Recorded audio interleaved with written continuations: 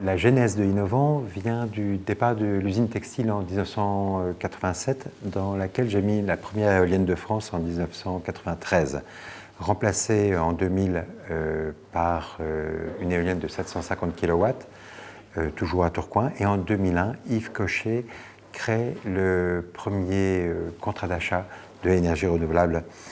Et à l'époque, c'était très utile parce que le prix des éoliennes était encore élevé et leur productivité assez faible. Et 20 ans plus tard, ça a complètement changé et c'est ça qui est extraordinaire. C'est que le progrès des machines est tel que maintenant, on n'a plus besoin du tout de subventions pour être au prix du marché de l'énergie. Et au contraire, sur les grands réseaux interconnectés, c'est les centrales solaires et centrales éoliennes qui sont maintenant les moins chères par rapport au fuel, par rapport au charbon, par rapport au nucléaire. Donc, premier constat, l'énergie renouvelable est maintenant la moins chère de toutes les énergies. Deuxième constat, et pourquoi est-ce qu'on est en Afrique, c'est que quand je produis 1 kWh d'énergie éolienne en France, je n'économise que 200 grammes de gaz carbonique. Tandis que Innovent, quand on travaille en Afrique, on va remplacer 1 kWh qui est produit par ou du charbon, ou du fioul lourd, ou du gasoil. Et donc, pour 1 MWh d'électricité produite par nos installations, on va éviter 1 tonne de gaz carbonique. Ça veut dire que notre efficacité climatique, elle est 6 fois meilleure en Afrique par rapport en France. Et elle est aussi beaucoup plus importante pour le même investissement parce qu'il y a plus de vent dans les sites sur lesquels on peut s'installer en Afrique et il y a surtout beaucoup plus de soleil. Ça veut dire que le même panneau solaire qu'on installe ici dans le nord, il va produire 3 fois plus en Namibie et c'est le même panneau solaire qu'on va installer dans le sud de la France, il va produire 2 fois plus quand on sera en Afrique sous l'équateur. Et après le troisième point, c'est le sens. Le sens, c'est-à-dire que produire de l'énergie en Afrique alors qu'il y a 700 millions d'Africains qui n'ont pas accès à l'électricité, c'est juste une évidence. Le chiffre d'affaires 2019 d'Innovent est de 50 millions d'euros. Le continent africain a contribué à 20% de ce chiffre d'affaires et à 20% de cette production qui est au niveau du groupe de 576 gigawattheures. Aujourd'hui, à fin 2019, nous opérons 250 mégawatts. Ces 250 mégawatts, c'est 50 millions d'euros. Cela représente une croissance de plus 32% par rapport à 2018. Plus 32%, c'est plus 12 millions d'euros. Et ces plus 12 millions d'euros, c'est plus 9 millions d'euros venant de la France et plus 3 millions d'euros venant de l'Afrique.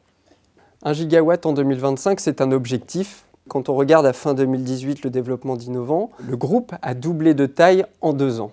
Aujourd'hui, on a 250 mégawatts. Faire x4 d'ici 2025, cela me paraît envisageable vu les croissances passées que nous avons connues. Il y a d'autres éléments. C'est le marché cible que nous avons, l'Afrique. Le continent africain, c'est 1,3 milliard d'habitants et c'est 1 milliard d'habitants en plus ces 10 prochaines années.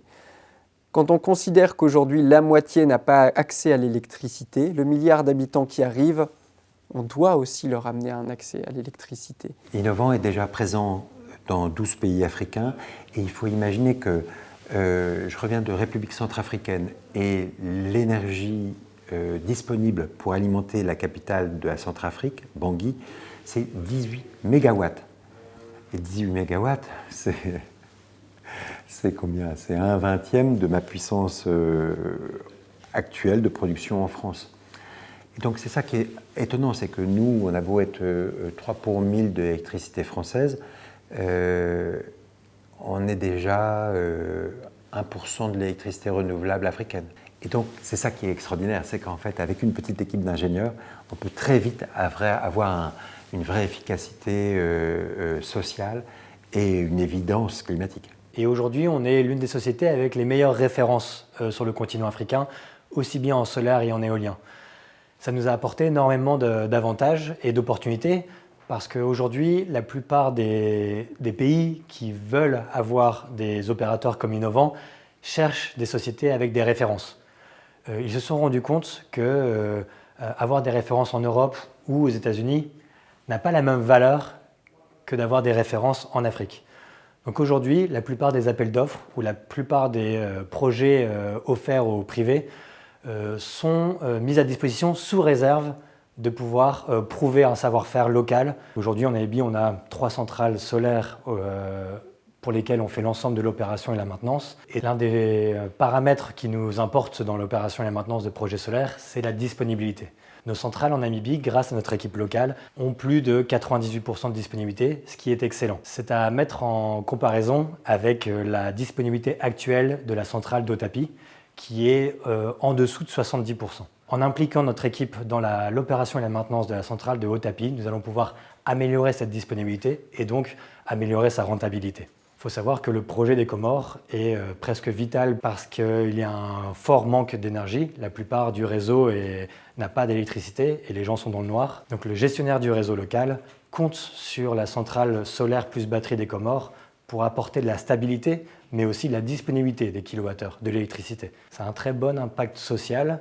L'autre très gros avantage de cette centrale, c'est qu'on vient compenser des kilowattheures groupe électrogène, ce qui a un très fort impact écologique parce qu'on vient minimiser l'utilisation du carburant pour produire de l'électricité. Le chantier des Comores est en cours actuellement et le but est d'être en production d'ici à juillet ou août 2020. On a eu une contrainte particulière pour construire le plus rapidement possible, justement parce que cette centrale va apporter énormément de bienfaits au niveau social et écologique pour les Comores. Innovant compte aujourd'hui plus de 60 collaborateurs, tous corps de métier confondus. L'une des particularités d'Innovant, c'est d'avoir internalisé énormément de corps de métier. On est capable de faire les chantiers, le développement, les designs, mais aussi la recherche de financement ou l'opération et la maintenance. Le but de cette décision stratégique a été de pouvoir contrôler aussi bien la qualité, les coûts et les délais. C'est beaucoup plus de responsabilité pour Innovant de faire l'ensemble de ces corps de métier, mais ça va nous permettre d'être beaucoup plus compétitifs. Innovant s'occupe de la maintenance et l'exploitation de 200 MW en France. Aujourd'hui, nous avons une équipe de 10 techniciens. Le fait d'avoir une équipe en interne pour s'occuper de la maintenance des 35 machines, on a pu avoir des meilleures disponibilités car ces équipes-là s'occupent de la maintenance 7 jours sur 7, 24 sur 24. On atteint une disponibilité de 98%, ce qui est excellent. Le parc que nous avons acheté en Suède, actuellement, il est bridé à 8 mégas. Les actionnaires précédents, ils ne maîtrisaient pas la technologie. C'était des municipalités qui ne sont pas du tout du domaine des énergies renouvelables. À partir du mois de juillet, la puissance de ce parc-là va passer de 8 mégas à 15 mégas, ce qui va nous permettre de produire 40 gigawattheures par an. Le financement participatif s'intègre parfaitement dans notre politique de financement et dans nos sources de financement. Pourquoi ? Parce que là où nous allons, il y a des cas d'urgence énergétique. Et le financement participatif vient nous permettre de collecter en 3 mois. À partir du moment où on a l'idée du projet qu'on va mettre en place sur la plateforme et la collecte des fonds, il y a 3 mois qui intègrent la phase de due deal, la phase de présentation du projet et la phase de collecte. Donc ça nous permet, et ça permet aux prêteurs d'agir rapidement. Le financement participatif est vraiment une réelle opportunité pour Innovant à 2 titres principaux. Le premier titre, c'est qu'on est obligé de soumettre au jugement des internautes nos projets. Donc, ils ne vont financer que ce qu'ils estiment avoir du sens ou une rentabilité convenable. Et ça, c'est vraiment très intéressant. Et après, le deuxième point, c'est que quand, par exemple, on fait aujourd'hui la plus grande levée de fonds qui a été autorisée maintenant par le changement de la loi à 8 millions d'euros, on va donc pouvoir payer l'intérêt de 4,5% ici à un internaute français. Et cet argent-là va éviter à ma filiale africaine d'emprunter ou de ne pas pouvoir même emprunter à 12% d'intérêt qui est le taux moyen de ce qu'on voit en Afrique.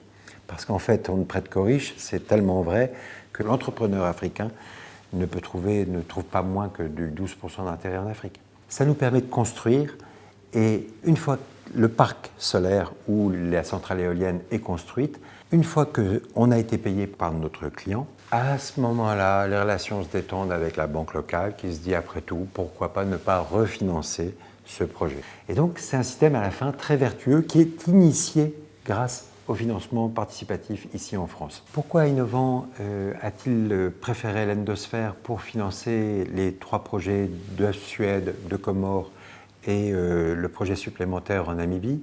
C'est surtout aussi pour une rapidité de mise en œuvre. Si on doit expliquer ça à un banquier traditionnel, on va mettre déjà un moment. Et aussi, l'autre chose, c'est que Exim Bank aux Comores, eh bien, il ne peut pas nous prêter plus qu'un quart de ses fonds propres. Et les fonds propres de la banque Exim Bank aux Comores, c'est 1 million d'euros. Donc le maximum prêtable par Exim Bank, Banque des Comores, c'est 250 000 euros. Et là, on est au bout de 24 heures de collecte sur l'endosphère, on a déjà dépassé 700 000. Donc c'est extraordinaire comme outil. Je remercie tous les prêteurs qui nous ont accompagnés depuis 2015 sur les nombreux projets que nous avons mis en ligne. Ils doivent être une vingtaine de projets maintenant et des dizaines de milliers de prêteurs qui nous ont permis d'afficher la croissance que nous connaissons aujourd'hui à plus 34%, qui nous ont permis de faire plus que doubler de taille ces dernières années.